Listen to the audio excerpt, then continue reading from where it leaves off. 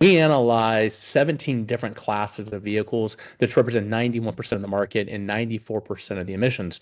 And what we found was each one has unique characteristics that lend them that technology in those vehicles to different options. For example, one of the easiest ones to reduce emissions from is school buses. They operate in local communities, residential areas. They have to find routes, very little time in operation, a lot of stationary time. Electrifying school buses is a very easily argued solution to emissions reduction for that technology. Same with delivery vans that operate in residential areas. They drive 100, 150 miles a day, go back to a depot at night. A lot of stop-start operations, a lot of regenerative charging. So you're going to see a lot more electric delivery vans. That being said, you start talking about Class 8, the big tractor trailers that you see on the highways running across the country. Much more difficult to change the power structure.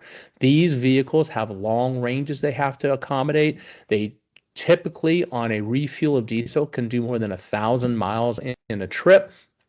And so replacing that, and they're also carrying, tens of thousands of pounds of cargo. And so making sure that the vehicles have the work rate that's necessary to perform the job they are designed to perform.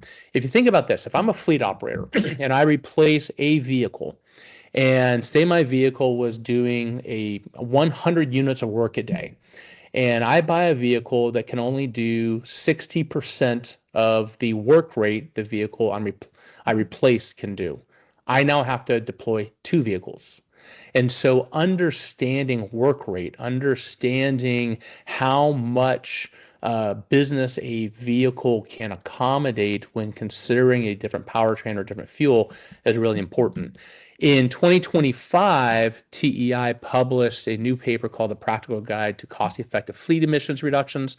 And with that, we published an online calculator, what we call Fleet IQ.